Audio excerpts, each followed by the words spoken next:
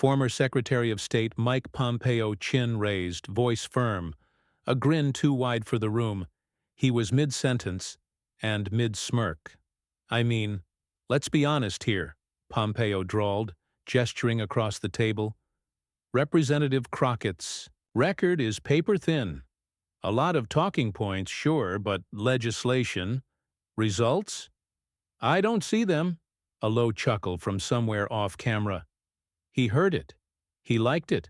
Frankly, if we're handing out microphones to folks with no policy chops and only Twitter followers, then maybe we should all just go home.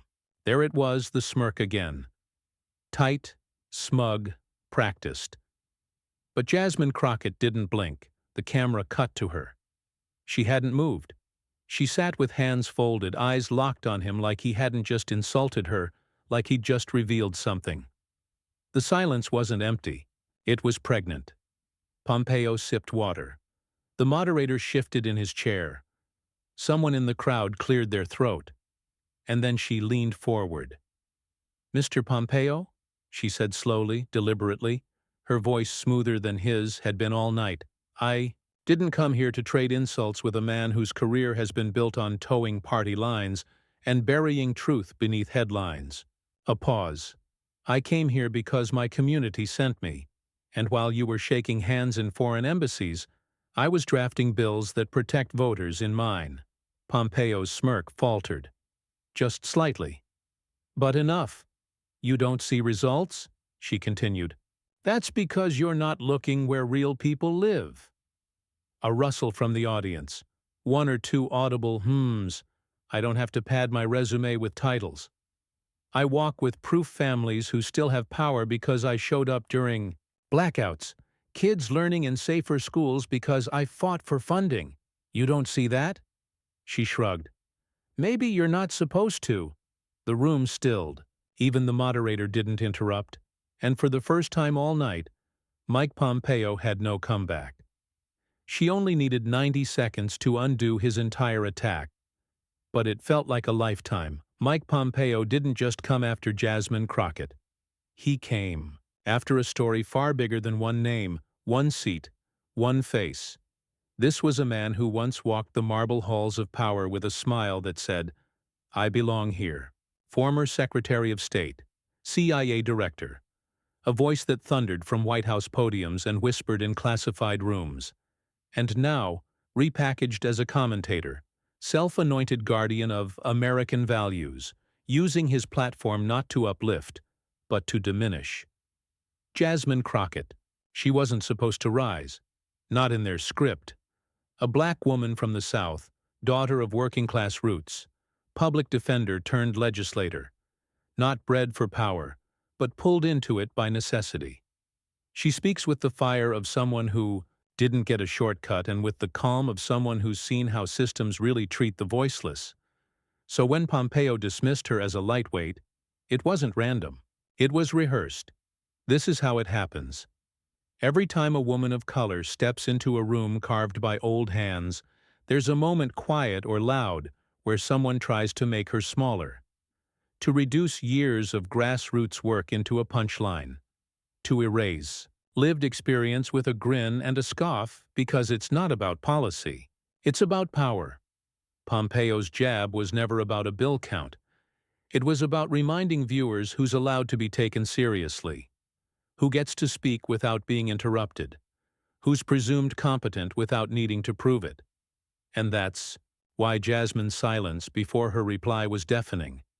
She let the weight of his words hang in the air, not for herself, but for every woman who's ever been told she was too loud, too green, or too emotional. The stakes weren't abstract. When Crockett speaks, she speaks from lived America evictions, broken school systems, gerrymandered districts, real communities that don't make it into press briefings. Pompeo's attack was an attempt to cast her and, by extension, millions as footnotes in a country that's already written too many one-sided chapters. But here's what they didn't see coming. Jasmine wasn't alone. Her story carried echoes of Shirley Chisholm, of Barbara Jordan, of every bold voice that forced the doors of Congress open wider. And in that room, under those lights, She wasn't defending herself. She was defending the right of all of us to be heard. This wasn't just another pundit showdown. It was a line in the sand, because every time a Pompeo dismisses a Crockett, every time arrogance meets authenticity, something deeper is being tested. Who does America really belong to? The answer Jasmine gave wasn't just political. It was ancestral, spiritual. It came from a place deeper than party lines, a place of knowing, bone deep, that she deserved to be there, that she'd earned it. And that's why what Jasmine said next didn't just silence a man, it echoed across America. To understand the smirk on Mike Pompeo's face that night, you have to go back.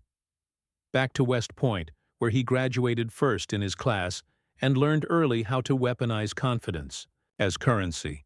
Back to the Army, where he served as a tank commander, building a reputation not for humility, but for hardline discipline and unwavering ambition. Even then, Pompeo wasn't the kind of man to doubt his place in the chain of command. From military brass to Harvard Law, then into business and finally politics, his climb was calculated. In every room he positioned himself as the adult, the authority, the guy with the facts. But beneath the polished resume was a pattern: dominate, then dismiss. When he entered Congress in 2011, Pompeo quickly made headlines for railing against radical Islamists, environmental regulations, and what he called the left-wing media machine. His rhetoric wasn't just sharp, it was surgical, designed to divide, to inflame, to belittle. But it wasn't until the Trump era that Pompeo truly stepped into the spotlight. As CIA director, then Secretary of State, he became one of the most loyal and most feared members of the administration. He wrapped himself in patriotism, declaring America first, not just a slogan, but a doctrine. Yet for all his talk of transparency and freedom, Pompeo operated in shadows. He refused to condemn authoritarian regimes, downplayed the murder of journalist Jamal Khashoggi, mocked climate change warnings, and perhaps most famously, when asked about the peaceful transfer of power after the 2020 election, he smirked and said, "There will be a smooth transition to a second Trump administration." It wasn't just a joke, it was a wink, a signal, a defiance of democratic norms from a man who once called himself a constitutional conservative. Time and again, Pompeo claimed to stand for truth while undermining those who tried to tell it. He touted religious liberty while backing policies that alienated entire communities. He claimed to defend freedom of the press, but regularly lashed out at journalists. When one interviewer pressed him on Ukraine, Pompeo snapped, "Do you think Americans care about Ukraine?" He didn't wait for the answer. He didn't care. That's the thing about arrogance: it doesn't shout, it condescends. When Pompeo spoke about Jasmine Crockett, it wasn't with anger. It was with dismissal, as if her mere presence was an overreach, as if being a young black woman in Congress was some kind of fluke. He didn't raise his voice. He raised his eyebrow. And in his mind, that was enough. Because that's what he's done for years. Whether dealing with foreign leaders or domestic critics, Pompeo has mastered the art of smug superiority, leaning on credentials, cloaked in patriotism, but driven by control. He's challenged reporters, deflected accountability, and reduced complex issues to partisan jabs. When asked about America's role in global human rights, he quipped, "Give me a break." When called out for backing Saudi Arabia even after Khashoggi's brutal murder, he deflected. "We're not going to cast aside an important relationship based on media hysteria." It wasn't just the hypocrisy. It was the ease with which he wore it, and that's what made his moment with Jasmine Crockett so striking.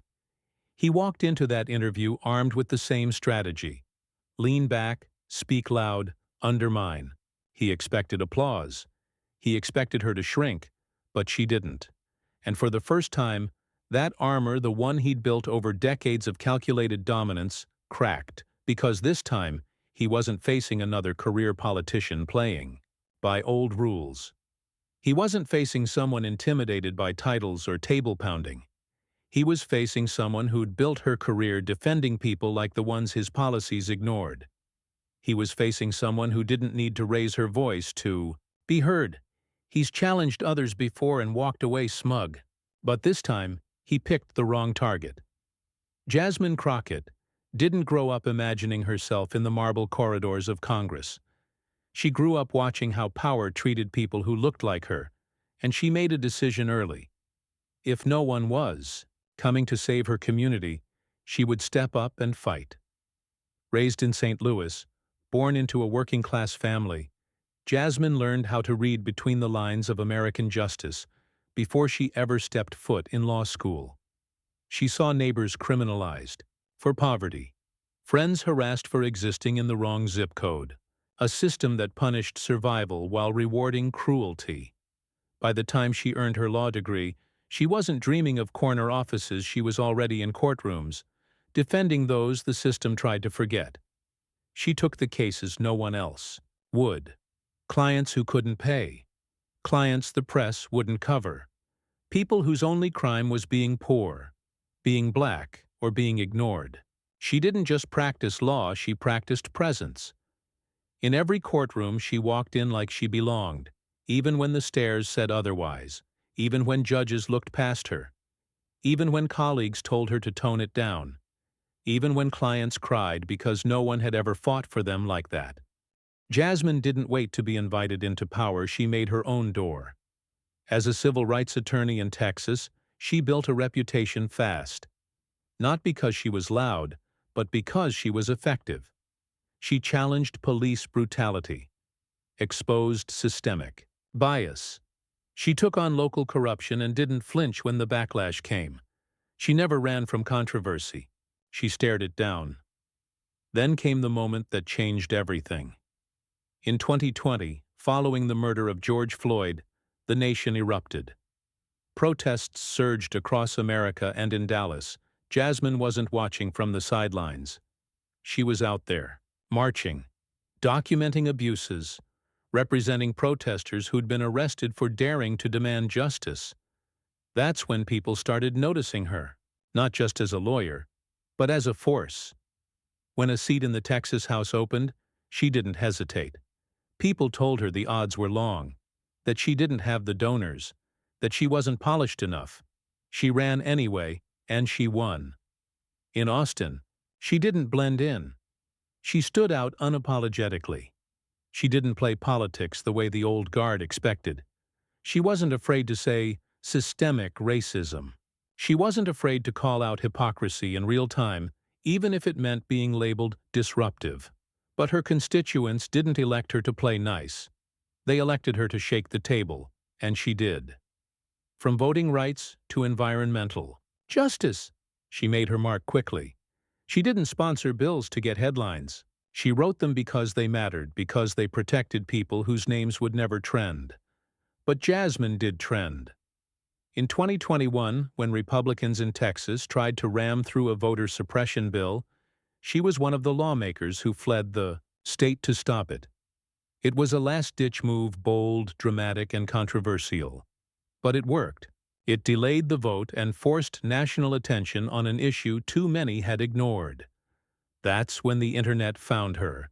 Clips of Jasmine, fire in her voice, clarity in her eyes started circulating. She wasn't reading from talking points. She was speaking from truth. Viral moments weren't planned, they just happened, because authenticity doesn't need a script. She called out the lies. She named the fear. And always, she brought it back to the people. By the time she ran for Congress in 2022, people weren't asking, "Who is Jasmine Crockett?" anymore. They were saying, "We need her there." And again, she won. She entered Washington not as a guest, but as a storm. She brought the same energy, the same grit, the same refusal to be talked down to. She knew the rules and which ones were made to keep people like her silent.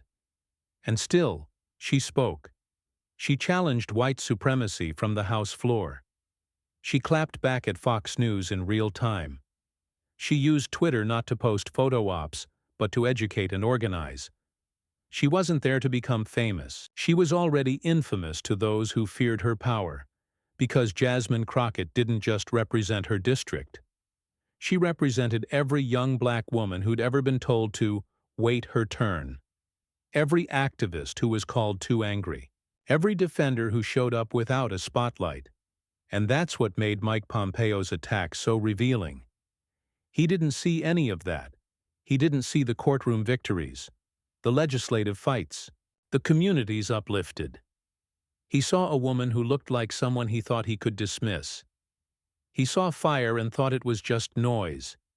He didn't realize that behind that calm reply was a lifetime of resistance, a lifetime of walking into rooms that said no and answering with, "Watch me."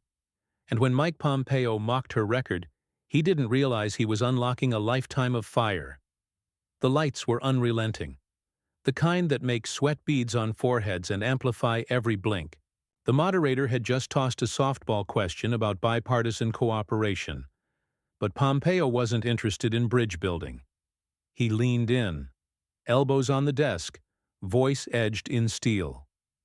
"With all due respect," he began, which always means none is coming. "When we talk about results, we can't just hand out gold stars for showing up.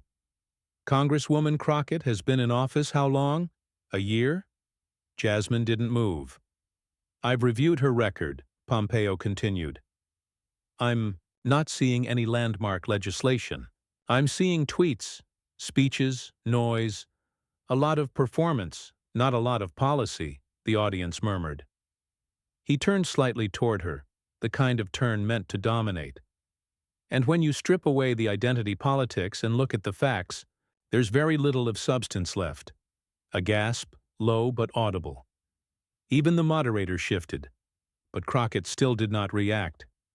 "She represents a district in Texas," Pompeo said, eyes scanning the crowd for backup. "They need jobs, infrastructure, safety.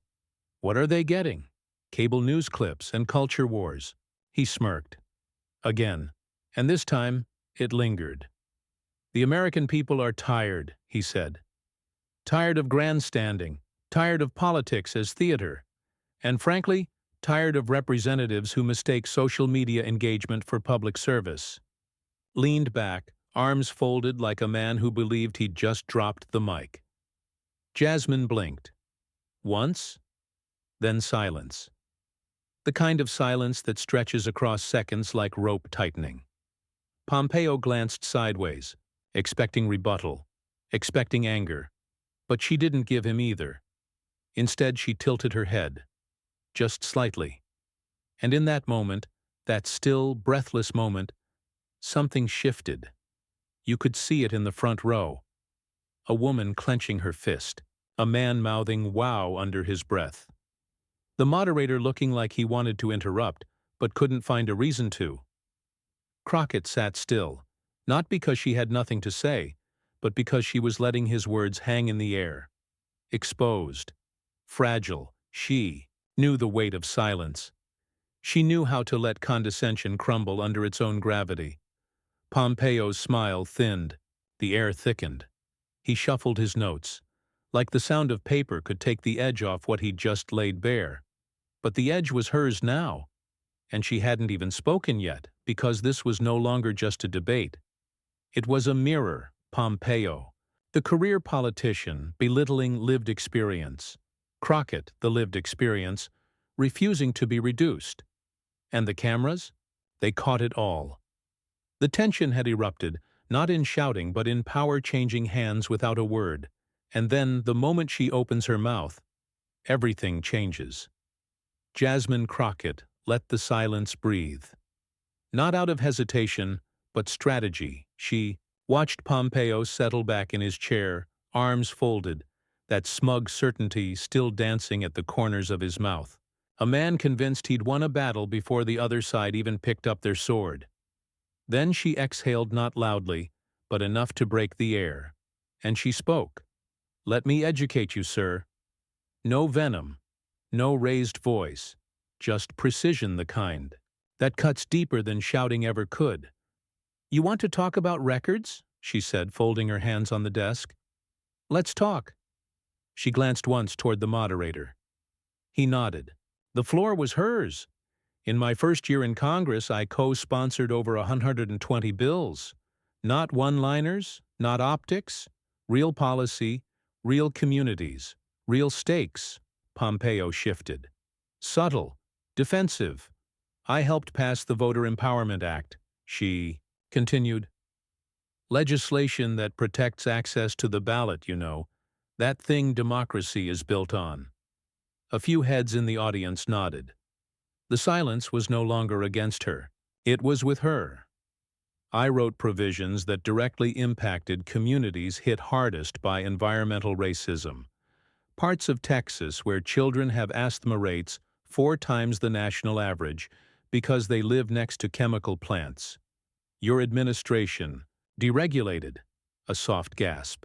She kept going. And while you were flying first class to press conferences about oil deals, I was on the ground during the freeze, hand-delivering generators to seniors who'd gone 5 days without heat. A murmur now. Audible. Palpable. I stood up to Governor Abbott's voter suppression machine not with tweets, but by physically leaving the state to block a vote designed to erase black and brown voices. The applause started. Small. Then grew. Pompeo's expression shifted, no longer amused, now unsettled. I don't have the luxury of debating from a safe distance, she said, locking eyes with him. My constituents don't live in think tanks. They live in zip codes you've never stepped foot in, where housing is a crisis, where wages are a joke, where showing up matters more than showing off. She paused. But let's be real, Mike. This isn't about my record. It's about the fact that I'm not what you expect. The room stilled again. I'm not a legacy politician. I didn't inherit donors or party favors. I earned every vote, every seat, every sleepless night, writing legislation that you'll never bother to read. Pompeo tried to interrupt. She raised one finger. Not to silence him, but to reclaim time. I let you speak, she said. Now you'll listen. Applause. Louder now. And if you think that being young, black, and unapologetically from the South disqualifies me from being taken seriously, then let me be clear, I wasn't elected to soothe your comfort. I was elected to fight for theirs. She pointed gently toward the audience. For the teachers still waiting for classroom supplies. For the mothers choosing between rent and insulin. For the college kids drowning in debt while watching billionaires buy social media platforms. Another burst of claps. One man stood up. Pompeo was stone-faced now. Still. And let me remind you, she said, voice rising just a touch. While you were working to normalize dictators, I was working to restore housing protections during a pandemic that disproportionately killed my community. The moderator tried to interject the network had a break coming, but no one wanted to cut away. Not now. Jasmine's words had shifted the temperature in the room. She leaned in just slightly. You called my record thin. That's fine. But the only thing thinner than your critique is the list of people who believe it. Laughter, applause, even some clapping from behind Pompeo's side of the stage. Still, she wasn't done. I don't have the media machine. I don't have the think tanks. But what I have, she sat back in her chair. I have receipts, I have resolve, and I have a country full of people tired of being told their voices don't count unless they come from the right background, the right pedigree, the right zip code. The crowd rose. Not all at once, but in pockets. Like dominoes tipping, and I promise you this. I may not win every argument, but I will always speak for those who can't afford a seat at your table. And that is public service. Thunderous applause. Jasmine didn't smirk. She didn't gloat. She sat still. Pompeo stared forward, jaw tense, hands clasped. He wasn't silenced by volume, but by the unmistakable force of clarity. He didn't just lose the debate. He lost the illusion. She had entered the studio as a target. She was leaving it as a reckoning. But what happened after the cameras cut was even more surprising. The cameras cut. The lights dimmed. But the moment was far from over. Before the credits could even roll, the internet had already exploded. The first clip hit Twitter within minutes, a 30-second video, tightly edited, captioned simply, "Jasmine Crockett just cooked Mike Pompeo on live TV." By the time the crew started packing up cables, it had been retweeted 40,000 times. Then came the hashtags. "Let me educate you, sir." "Crockett Clapback." "We stand with Jasmine." They trended nationally within the hour. TikToks surfaced like wildfire. Side by side. Reactions. Duets. Stitch edits of Crockett's mic drop moments with Kendrick Lamar's "Humble" in the background. Creators lip-synced to her takedown line, "The only thing thinner than your critique is the list of people who believe it." Black Twitter made it holy. Thread after thread dissected her poise, her strategy, her stillness before the storm. Scholars broke down her rhetorical structure. Young women praised her calm as power. Activists called it a new blueprint for public resistance. She didn't flinch. She educated. She didn't raise her voice. She raised the bar. She dragged him with facts and grace. That's how you do it. A screenshot of Pompeo's stunned face became the new reaction meme. Even celebrities joined in. Ava DuVernay tweeted, "This is why we vote. This is why we organize. Thank you, Jasmine, for us." Kerry Washington reposted the clip with the fire emoji and Queen energy. LeBron James simply posted, "But it wasn't just the left cheering." Cable commentators scrambled to keep up. CNN did a full segment breaking down the exchange, calling it one of the most effective real-time political rebuttals in recent memory. MSNBC ran a chyron that read, "Crockett's Clapback heard across America." Even a few conservative outlets were rattled. One Fox News panel tried to brush it off as performative politics, but their own guest commentator admitted, "Well, she didn't just hold her ground, she flipped it." Pompeo's own camp tried to downplay the moment. A spokesperson released a statement insisting that the debate had been spirited and that Secretary Pompeo welcomed diverse views. But the damage was done. His clips were flooded with comments. "You got humbled." "She read you without raising her voice." "Next time, check the resume first." A parody account posted a fake job application for Pompeo with the line, "Seeking new employment after getting eviscerated by a freshman congresswoman." It got more likes than his last real post, but for Jasmine, this wasn't about winning the internet. It was about something deeper. That night, she posted just one tweet. "This moment wasn't mine alone. It was for everyone who's ever been talked over, counted out, or told to stay quiet. I didn't clap back. I stood up. For all of us." Pinned. Viral. Reverberating. And the responses poured in. Teachers, nurses, single moms, students, dreamers, activists, all saying the same thing. "You spoke for me." A young black girl from Alabama posted a video in tears. "I want to be like her. I want to be calm. I want to be strong. I want to be that smart." Local community organizers reported a spike in calls from volunteers. Donations to progressive causes spiked. Jasmine's campaign website crashed from traffic. It wasn't just a clapback. It was a culture shift. It was a reminder to every young person who'd been called too loud, too inexperienced, too different, that dignity doesn't whisper, it resonates. And while the critics tried to double down, accusing her of playing identity politics, of attacking a statesman, their arguments backfired, because no amount of spin could erase what everyone had seen.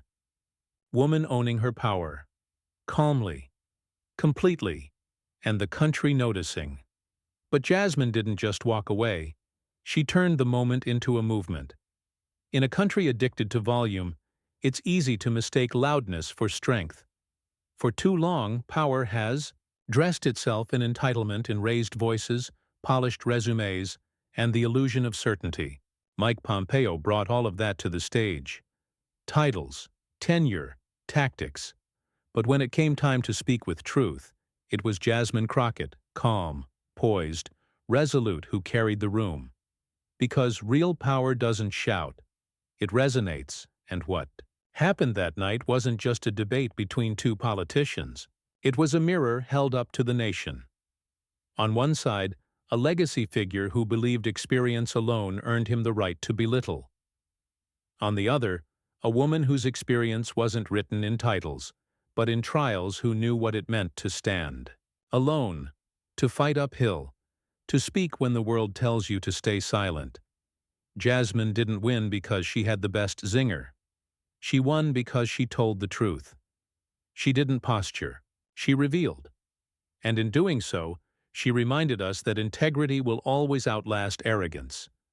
There's something seismic about a moment where someone refuses to stoop to disrespect and still commands the room. Crockett's strength wasn't just in what she said, it was in how she said it.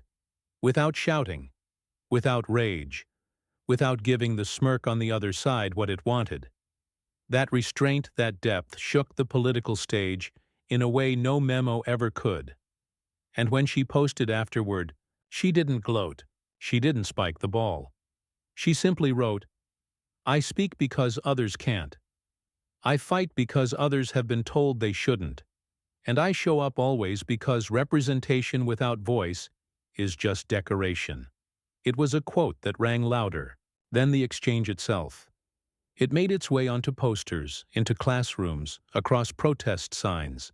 It was shared in church bulletins, tweeted by first-time voters, and repeated by grandmothers who had waited a lifetime to see someone like Jasmine take the mic and own it. In that moment, Jasmine Crockett wasn't just answering Pompeo. She was answering every closed door she'd ever walked through anyway.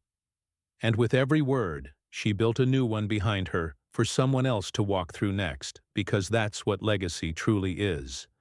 Not how many rooms you've entered, but how many people you've made space for. For every young girl watching, this wasn't just a moment. It was a message. You belong here. You belong at the podium. You belong in the chambers.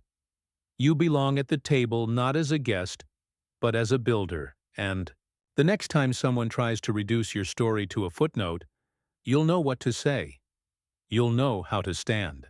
You'll know what it looks like when dignity silences doubt, because this won't be the last time someone tries to silence her. But now the world's watching. You saw it. You felt it. From the moment Mike Pompeo tried to tear down Jasmine Crockett's record to the second she answered with unwavering clarity, this wasn't just a political exchange. It was a reckoning. She didn't just defend herself. She defended all of us. Everyone who's ever been underestimated. Everyone who's ever been talked over. Everyone who's ever been told they're not enough only to rise anyway. But if there's one thing history has taught us, it's this. Moments like this are powerful, but only if we carry them forward. Because this system has a habit of pretending they didn't happen, of brushing them off, of waiting for us to move on. Don't let this moment fade. If her words moved you, share them. If her courage inspired you, tell someone. If her presence gave you hope, amplify her voice. This isn't just her fight. It's ours. Ours to uplift voices that disrupt the status quo. Ours to hold power accountable, no matter how polished it looks. Ours to keep the receipts, tell the stories, and never let grace go unnoticed. Subscribe to stay connected. Comment below, what did you feel watching that moment? And more importantly, who needs to see it next? Because the fight for dignity, truth, and justice isn't just on the debate stage, it's here, in what we choose to remember, repost, and rally behind. And Jasmine Crockett didn't just win a debate. She reminded us what winning should look like. Now let's make sure the world doesn't forget.